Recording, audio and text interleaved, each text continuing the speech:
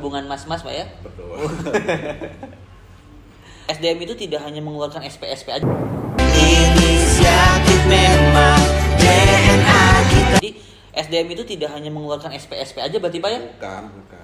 Dari mulai lahir sampai dia berproses, berkembang sampai ke karir-karirnya diurusin berarti Pak Betul, ya? Mas Ipan. Jadi iya. bagaimana di perkembangan terakhir kita Betul. harus juga ada namanya employee experience. Oh, ada employee experience juga. Employee experience itu bagaimana dari sejak dia pengangkatan atau hire, Betul.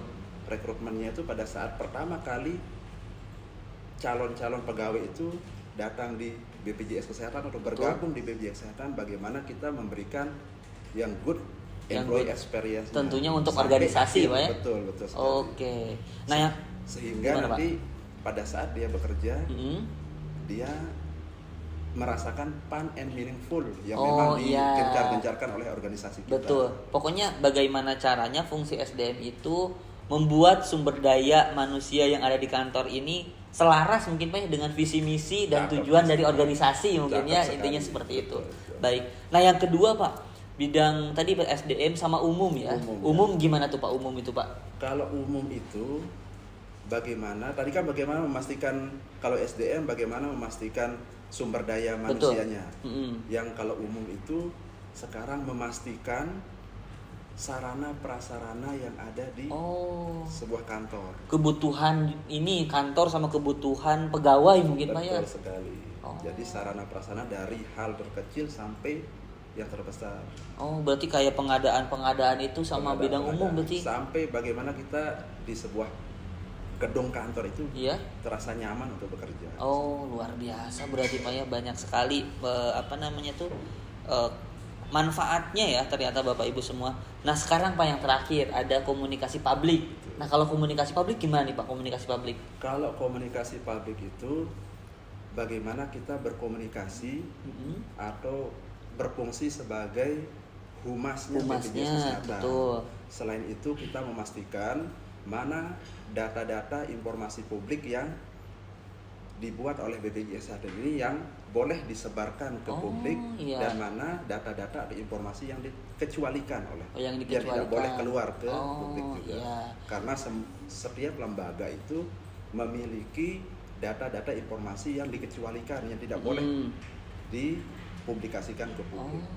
Itu Pak, kalau misalkan komunikasi publik, otomatis kita berhubungan dengan publik yang luas ya, menjaga hubungan baik selain internal, tetapi juga eksternal. Nah, ada gak sih Pak, mungkin kerjasama sama lembaga lain gitu untuk menunjang terselenggaranya program JKN ini seperti itu Pak? Betul sekali. Kita di komunikasi publik ini ada namanya kerjasama strategis. Untuk memberikan bersama-sama kita melaksanakan atau menjamin keberlangsungan dari program JKN ini. Betul. Kita kerjasama dengan pertama itu Dinas Tenaga Kerja. Sama Dinas Tenaga Kerja juga. Perluasan peserta kita. Terus yang kedua dengan kejaksaan. Semua kejaksaan negeri, kejaksaan tinggi dan bahkan Mahkamah Agung kita sudah kerjasama. Sudah kerjasama. Untuk bantuan hukum mungkin Pak ya? Bantuan hukum pada saat pemeriksaan biasanya. Pemeriksaan. Cabang, ya. Iya betul Pak. Berarti sangat luas sekali Pak ya bidang SDM UKP itu ya. Kita SDM UKP ini kalau sesuai dengan struktur itu masuk ke supporting. Supporting. Supporting dalam artian kita membantu internal untuk melaksanakan kegiatannya. Kegiatan-kegiatan yang core bisnis kan, inti dari bisnis kita di BPJS Kesehatan. Luar biasa sekali. Tepuk tangan sekali lagi untuk Bapak Kepala Bidang SDM UKP. Luar biasa.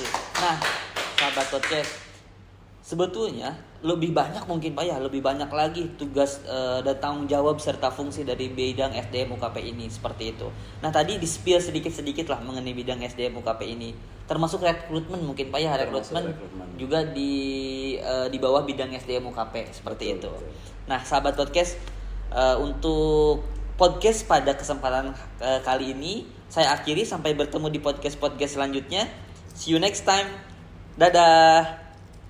Tepuk tangan.